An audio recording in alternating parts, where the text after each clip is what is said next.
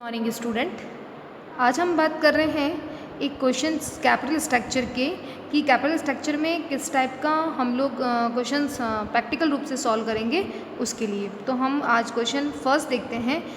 The Rajasthan electronic limited to अपने क्या कर रही है to make a choice between डेब्ट issue equity issue for the expansion program. It's current position it is as follow. यानी कि देखिए, एक राजस्थान इलेक्ट्रॉनिक कंपनी है जो अपने बिज़नेस को क्या करनी चाहती है, एक्सपांसन प्रोग्राम को फॉलो करना चाहती है। कुछ आपको इन्फॉर्मेशन गिवन है जो कि इसके पहले से हैं, और कुछ आपसे ये सजेशंस मांग रही हैं कि क्या मुझे इक्विटी शेयर से कैपिटल स्ट्रक्चर बनाना चाहिए या डिबेंचर से बनाना चाहिए। तो ये आपको यहाँ सॉल्यूशन करके बताना है।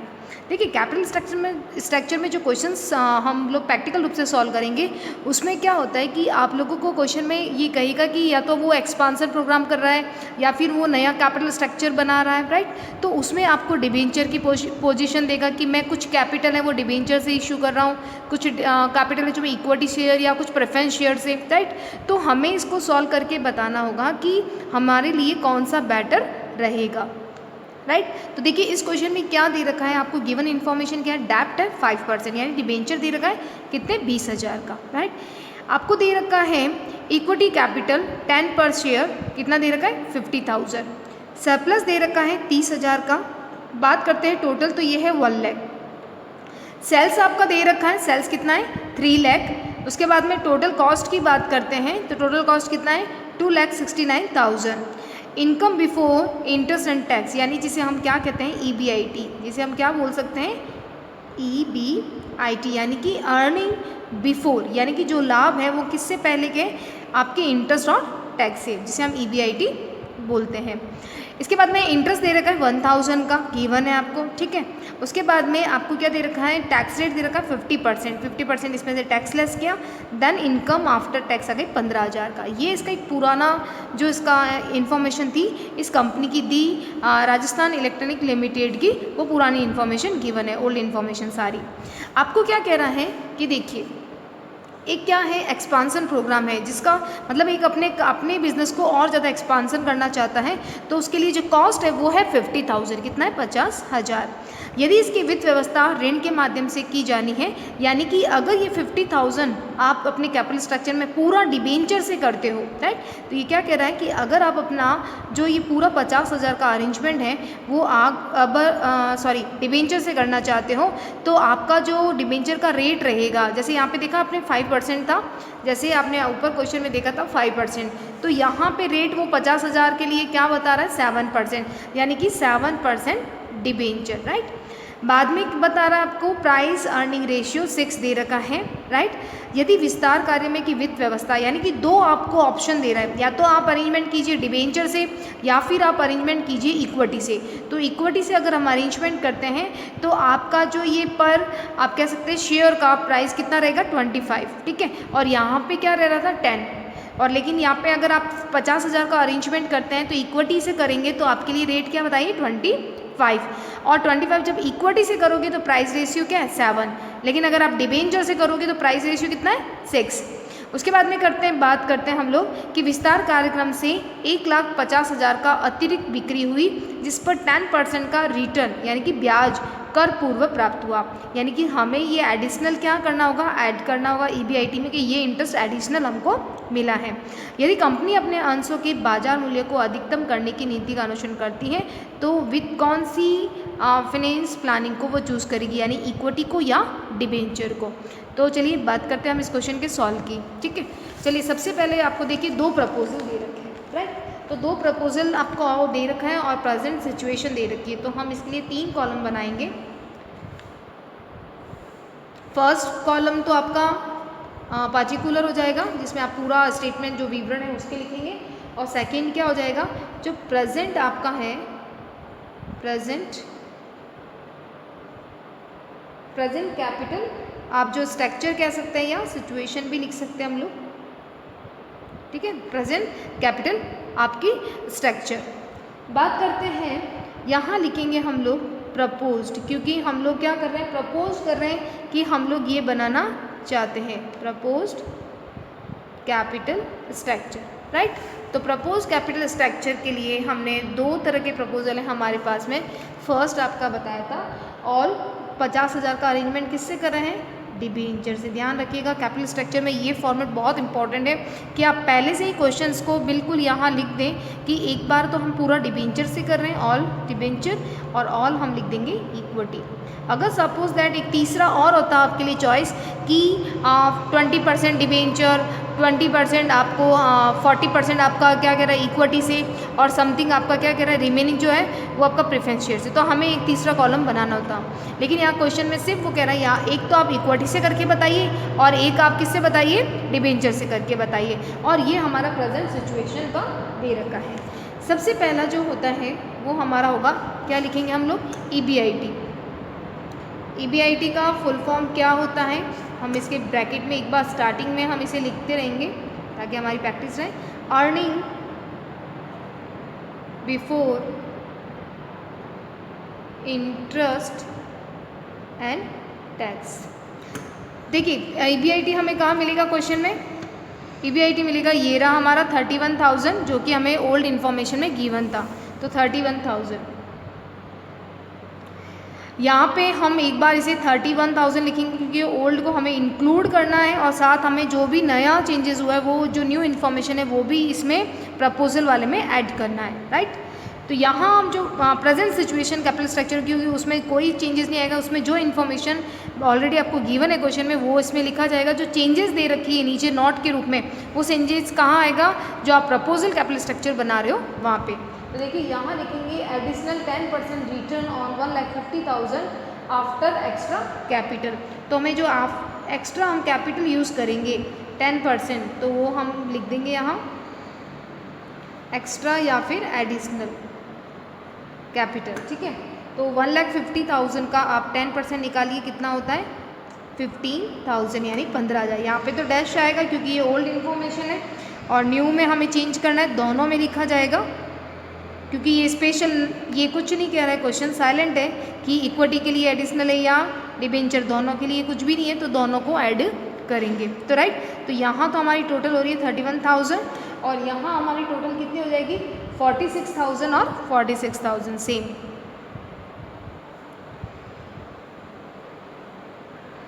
राइट, चलिए ये हमारा अब एकदम न्यू EBIT आ गया है, ठीक है। चलिए EBIT में से सबसे पहले जो लेस होता है वो होता है इंटरेस्ट। क्या होता है, इंटरेस्ट। क्वेश्चन में इंटरेस्ट आपका गिवन है, कितना है 1,000, कितना दे रखा है 1,000। तो जो ओल्ड इन्फॉर्मेशन है, जो हमारा प्रेजेंट स्ट्रक्चर है, उसमें से तो हम 1,000 लेस करेंगे। लेकिन न्यू में क्या चेंज होगा, देखिए इक्विटी से, इक्विटी को क्या दिया जाता है, हमेशा डिविडेंड दिया जाता है, इसीलिए जो इक्विटी रहेगा वहाँ से क्या लेस होगा, जो पुराना जो हमने लेस किया है पुराना इंटरेस्ट प्रेजेंट कैपिटल स्ट्रक्चर में से, वही इंटरेस्ट इक्विटी वाले में से लेस होगा, क्योंकि इक्विटी वाले को हम लोग कोई नया इंटरेस्ट नहीं दे रहे हैं, पुराना ही EBIT हमारे पास है, इसीलिए पुराना आपका क्या हो जाएगा, ये चेंज हो जाएगा 1,000, ये इसका डिडक्ट होगा। लेकिन ऑल डिबेंचर से आप कर रहे हैं, यानी 50,000 का अरेंजमेंट आप किससे कर रहे हैं, डिबेंचर से कर रहे हैं। तो देखिए इसके लिए हम एक वर्किंग नोट बनाते हैं, working node first, working note, चलिए थोड़ा सा नीचे बना लेते हैं हम लोग, वर्किंग नोट फर्स्ट।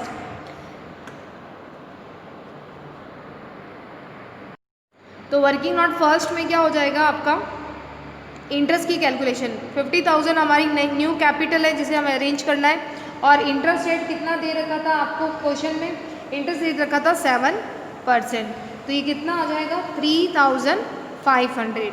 तो देखिए जब हम ऑल डिबेंचर से कैपिटल स्ट्रक्चर का अरेंजमेंट करते हैं तो 3,500 ये तो न्यू होगा प्लस ओल्ड यानी कि जो पुराना है, राइट। तो इसे ऐड करने पर हो जाएगा 4,500।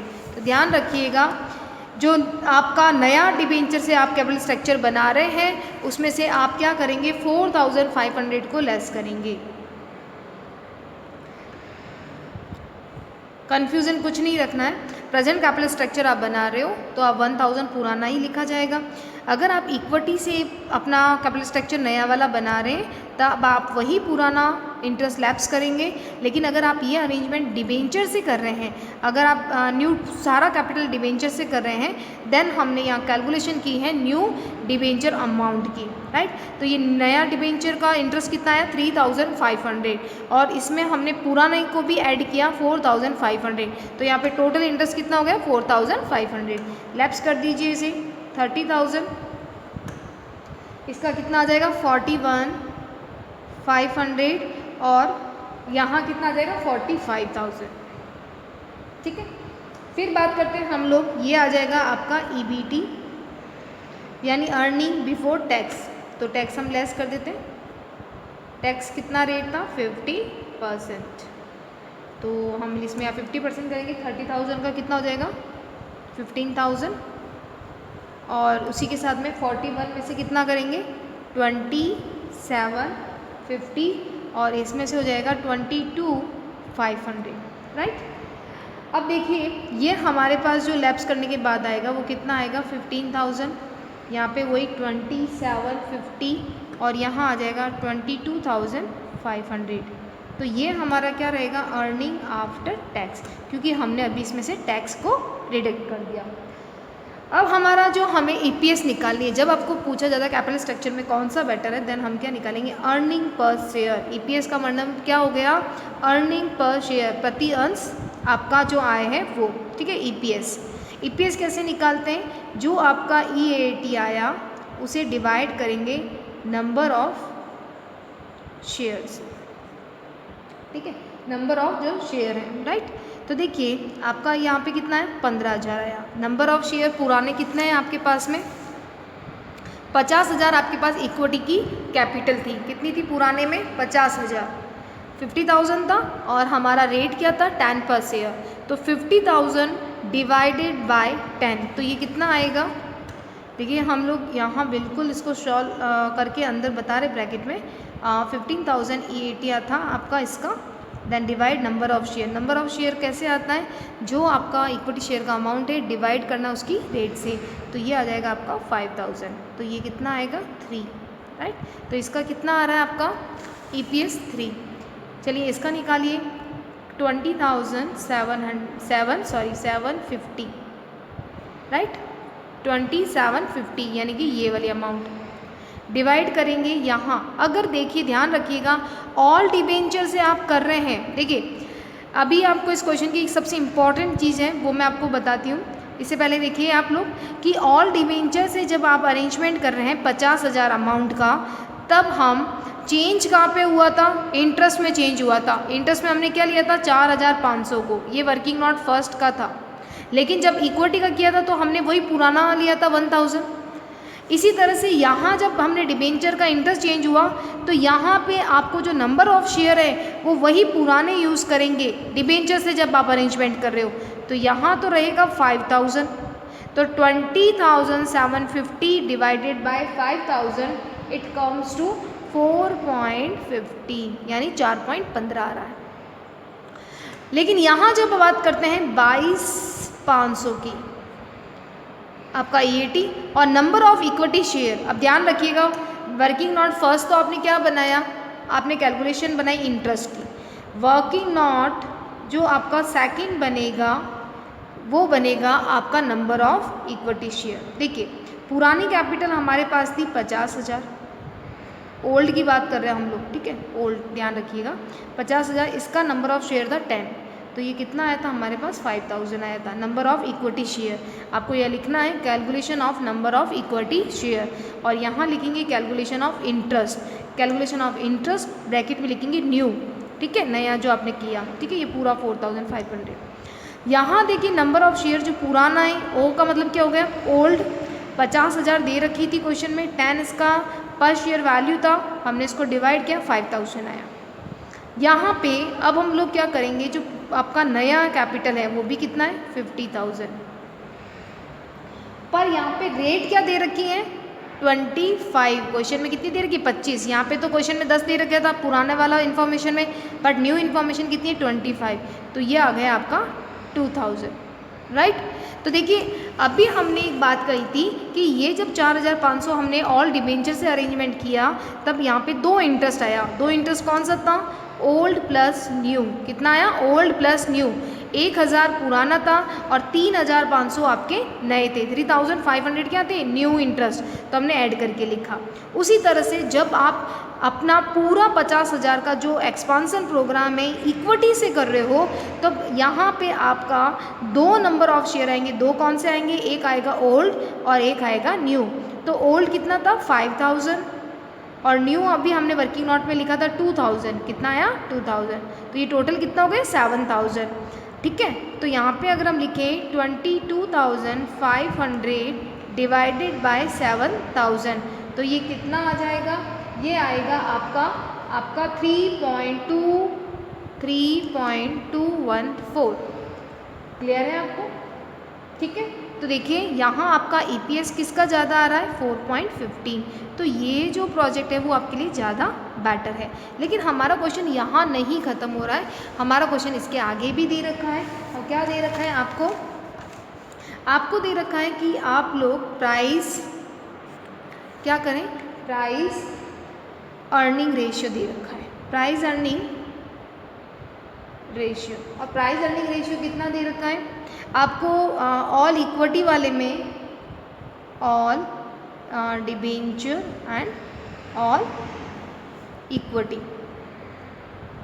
तो देखिए ऑल डिबेंचर में आपका प्राइस रेशियो था 6 और इसमें कितना था 7। ठीक है, EPS कितना आया था आपका, फर्स्ट का EPS कितना था, अर्निंग पर शेयर, तो आपका था 4.15 और इसका था 3.214, राइट। तो आप इसे मार्केट प्राइस निकाल सकते हैं। क्या निकाल सकते हैं बेटा, मार्केट प्राइस। मार्केट प्राइस का फॉर्मूला क्या होता है कि बाजार मूल्य जब निकालना होता है तो उसका फॉर्मूला होता है price earning ratio multiply EPS, right. तो प्राइस यानी आपके मार्केट में वैल्यू क्या है आपके यहाँ की शेयर की, तो हम निकाल देंगे इसे 4.15 मल्टीप्लाई 6, तो इट्स कम्स टू 24.90। इसी तरह से यहाँ पे भी करेंगे हम लोग 3.214 multiply 7, it comes to 22 something कुछ आ रहा है, मैंने यहाँ पे अप्रूव करके इसको पूरा लिखा है, यहाँ को समथिंग आ रहा 24.90 एंड 22.50। तो आपके लिए कौन सा प्रपोजल ज़्यादा बेटर रहेगा, तो हम लोग किस प्रपोजल को करेंगे कि 50,000 का जो अरेंजमेंट था वो अरेंजमेंट हम किससे कर रहे हैं, ऑल डिबेंचर से। Why, because the EPS is higher comparison to equity. अगर हमारी EPS क्या है वो ज़्यादा आ रही है किससे, जब हम इक्विटी से इक्विटी का कैलकुलेशन करते हैं। देखिए कैपिटल स्ट्रक्चर के जितने भी क्वेश्चंस होते हैं उस क्वेश्चन में क्या होता है कि कुछ आपको ओल्ड इन्फॉर्मेशन गिवन होता है, कुछ आपको न्यू इन्फॉर्मेशन गिवन होता है, राइट। ओल्ड इन्फॉर्मेशन का मतलब एक पहले से कोई कैपिटल स्ट्रक्चर बनाया हुआ है और आपको इन्फॉर्मेशन दे रखी है, अब वो कंपनी कुछ आगे एक्सपांड करना चाहती है, रिप्लेस करना चाहती है, उसके लिए वो अरेंजमेंट करना चाहती है, कोई नई मशीन परचेज करना चाहती हैं तो उसके लिए अरेंजमेंट करना चाहती है अपने कैपिटल स्ट्रक्चर को, ठीक है। तो इस न्यू वाले में कंडीशंस क्या हो सकती है कि आपको सारा जो अरेंजमेंट है या तो वो इक्विटी से कर रही है या फिर वो डिबेंचर से कर रही है या फिर प्रेफरेंस शेयर से कर रही है, ये 3 कंडीशन हो सकती है। इसके अलावा भी बहुत सी कंडीशंस हो सकती है कि कुछ जैसे उसने 50% इक्विटी से किया, 50% डिबेंचर से किया। कभी वो कह सकती है कि मैंने यहाँ पे 30% डिबेंचर किया, टोटल आपका 20% मैंने इक्विटी से किया और 50% मैंने प्रेफरेंस शेयर से किया। तो कैपिटल स्ट्रक्चर को वो कैसे भी बनाए, ये सारी न्यू इन्फॉर्मेशन होगी।